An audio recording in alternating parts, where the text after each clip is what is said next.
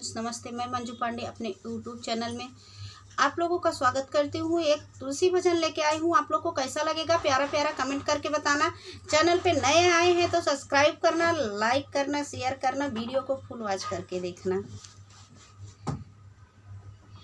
अजुआइले साली के राम दुल्हवा तुलसी के ब्याहन। अजुआइले साली के राम दुल्हवा तुलसी के ब्याहन। अंगवा पीताम्बर पहिरे सर पे मोर मुकुटवा। अंगवा पीताम्बर पहिरे सर पे मोर मुकुटवा। हथवा में लिहल मुरलिया तुलसी के ब्याहन। हथवा में लिहल मुरलिया तुलसी के ब्याहन। आज आइले साली के राम दुल्हवा तुलसी के ब्याहन। आज आइले साली के राम दुल्हवा तुलसी के ब्याहन। गले में बैजंती माला पौआ महावर वाला। गले बैजंती माला पौआ महावर वाला। खूब शोभे सामली सूरतिया तुलसी के ब्याहन। खूब शोभे ली सूरतिया तुलसी के ब्याहन। आज आइले साली के राम दुल्हवा तुलसी के ब्याहन।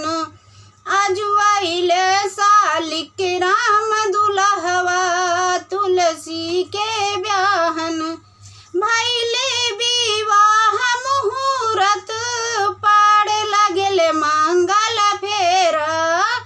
भइले विवाह मुहूर्त पाड़े लगले मंगल फेरा।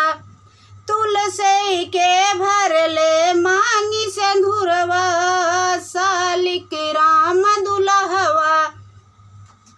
तुलसी के भरले मांगी सिंदूरवा साली के राम दुल्हवा। आज आइले साली के राम दुल्हवा तुलसी के ब्याहन। आज आइले साली के राम दुल्हवा तुलसी के ब्याहन। कोहबर में सोई सोई तुलसी सुसु की रोई। कोहबर में सोई सोई तुलसी सुसु की रोई। पूछे कान्हा काहे करलू रुदनवा साली के राम दुल्हवा। पूछे कान्हा काहे करलू रुदनवा साली के राम दुल्हवा। आज आइले साली के राम दुल्हवा तुलसी के ब्याहन। आज आइले साली के राम दुल्हवा तुलसी के ब्याहन। तोहरे बाटी स्वामी रुक्मिण रानी आवा हो। तोहरे बाटी स्वामी रुक्मिण रानी आवा हो। हम कैसे रहबई तोहर चरनिया पूछे तुलसी बचनिया। हम कैसे रहबई तोहर चरनिया पूछे तुलसी बचनिया। आज आइले साली के राम दुल्हवा तुलसी के ब्याहन। आज आइले साली के राम दुल्हवा तुलसी के ब्याहन। जिनी रोवा तू ही तुलसी जिनी तू ही बिलखा हो। जिनी रोवा तू ही तुलसी जिनी तू ही बिलखा हो। तू तबन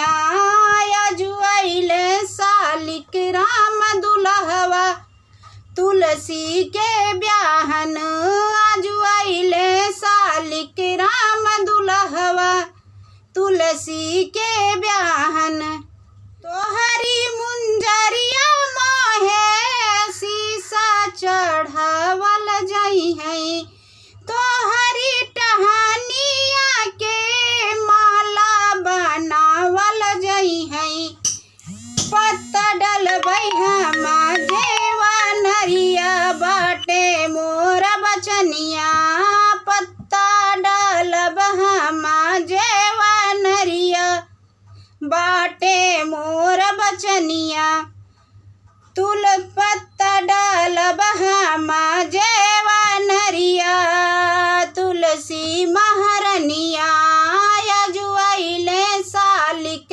राम दुल्हवा